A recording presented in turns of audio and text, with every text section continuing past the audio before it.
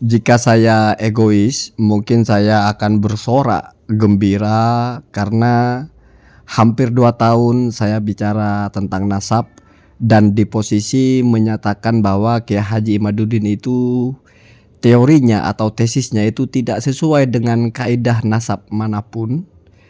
Walaupun kalau bahasa saya tidak lalu mengatakan Kiai Haji Imaduddin ini jahil, apalagi jahil murakkab.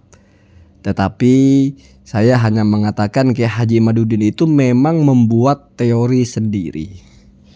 Lalu sampai pada akhirnya anggaplah polemik ini diangkat kepada pakarnya. Dan seperti yang kita lihat bagaimana komentar para pakar itu. Tidak ada satupun yang menerima teorinya Kiai Haji Imaduddin. Bahkan yang paling dahsyat dan pahit sebetulnya adalah dianggap jahil murakkab, jahilun biqawaidin nasab. Tidak tahu atau tidak mengerti tentang kaidah-kaidah ilmu nasab. Tapi saya sedih sebetulnya karena Nusantara itu atau Indonesia inilah itu melahirkan ulama-ulama yang dikenal oleh dunia, tapi dikenal dengan pengenalan yang baik. Mereka masyhur dengan kemasyhuran yang positif. Seperti Syekh Nawawi misalnya, di mana beliau itu digelari Sayyidu Ulama Il-Hijaz, pemimpin ulama Hijaz. Ada juga yang dari Minangkabau, Syekh Khotib Al-Minangkabawi. Ada juga bahkan yang sebelum-sebelumnya. Bahkan ada juga ya misalnya yang masyhur yang belakangan yaitu Syekh Yasin Al-Faddani. Beliau tercatat sebagai guru dari Syekh Ali Jum'ah, mufti di Mesir, dan juga Grand Syekh Al-Azhar. Artinya kita mencatatkan tinta sejarah emas dalam level keulamaan kita.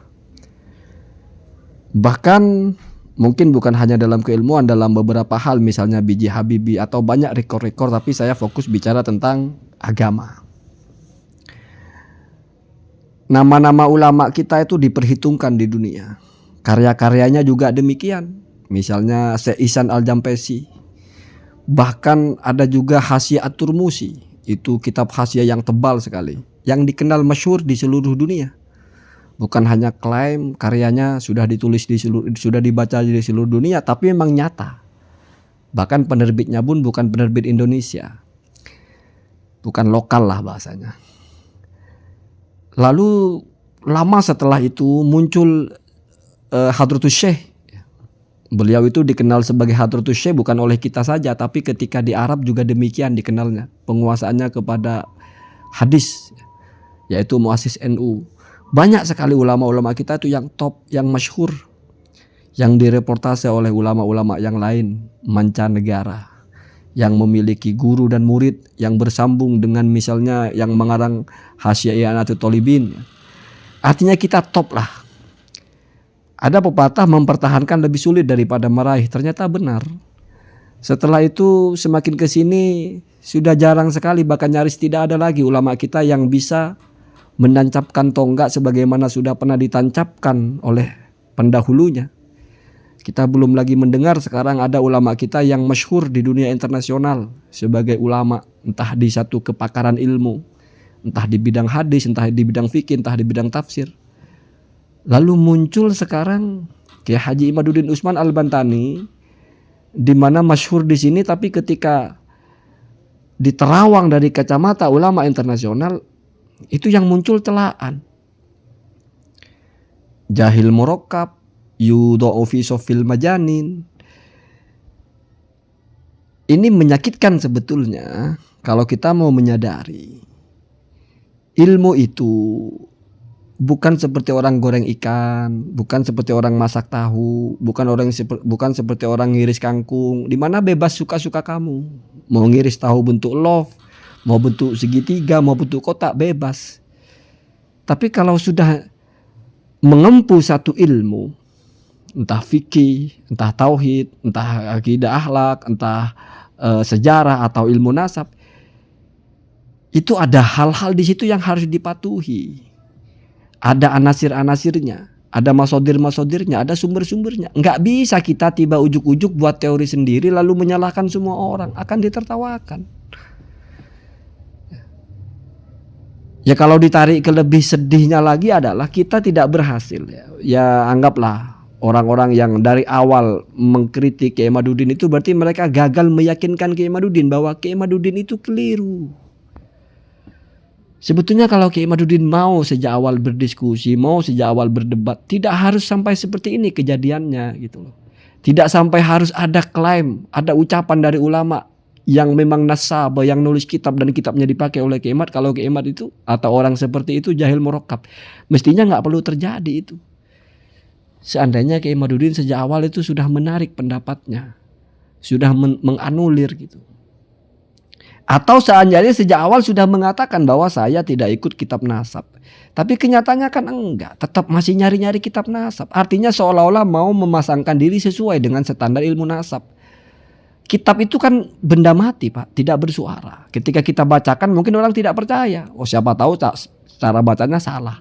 Siapa tahu tidak dibaca semua. Tapi kalau sudah penulis kitabnya, orang yang biasa nulis kitab berkomentar seperti itu, terus kamu masih milih siapa? Itu sudah nggak perlu dipertanyakan. Sudah nggak melalui pihak ketiga yaitu yang membacakan kitab, tapi langsung orangnya mengatakan bahwa teori begitu itu jahilun bi qawaidin nasab. Kalau pakai teori itu tidak ada nasab yang sahih. Itu yang bicara begitu peneliti nasab Pak. Memang hidupnya mendedikasikan diri untuk nasab. Kitab-kitabnya itu banyak sekali tentang ilmu nasab. Dan nasab sendirinya juga adalah seorang sadah. Inilah yang penting kita ketahui bahwasanya sebetulnya kalau kita tidak terbawa oleh emosi, tidak terbawa oleh kebencian, kita itu akan waras dan menakar ini sederhana. Kita ikut para pakar, kita ikut mereka yang meneliti. Orang yang baru meneliti beberapa hari, tidak mungkin kita lalu percaya kepada orang ini, kita tolak semua orang yang sudah meneliti bertahun-tahun. Wakis malam yukol ya, kamu banding-bandingkanlah apa yang tidak saya ucapkan. Artinya ada kesetandaran kewarasan itu ada sebetulnya. Hanya nggak tahu dalam masalah nasab ini kenapa kok kayaknya nggak terjadi itu gitu. Itu yang menyedihkan sekali sebetulnya. Seandainya mungkin kita yang Gus Wafil atau Gus Rumil atau Habib Hanif itu mungkin lebih intensif lagi menyadarkan Kiai Imaduddin kalau mereka salah. Kalau Kiai Imaduddin keliru gitu, mungkin tidak harus terjadi seperti ini. Tapi ya ternyata mereka gagal menyadarkan Kiai Imaduddin, gagal menjelaskan kesalahan Kiai Imaduddin sehingga Kiai Imaduddin tetap ngotot. Artinya gagal itu bukan berarti mereka tidak menguasai, tetapi mungkin ya Kiai Imaduddinnya aja tidak mau tahu dengan pendapat orang lain atau bagaimana. Tapi kenyataannya ya Kiai Imaduddin masih bertahan dengan pendapatnya sampai-sampai harus muncul klaim, harus muncul sebuah jaroh yang tajam, jahilun murakkabun. Kayaknya kita baca-baca ulama-ulama dulu ketika menjaroh atau mengomentari negatif kepada seorang ulama itu jarang yang pakai kata jahil murakkab begitu. Biasanya kadzab. Kadzab itu Pak, pendusta itu alim Pak, tapi dia sengaja berdusta. Kalau jahil murakkab ini enggak Pak. Enggak ngerti tapi ngerasa paling jago.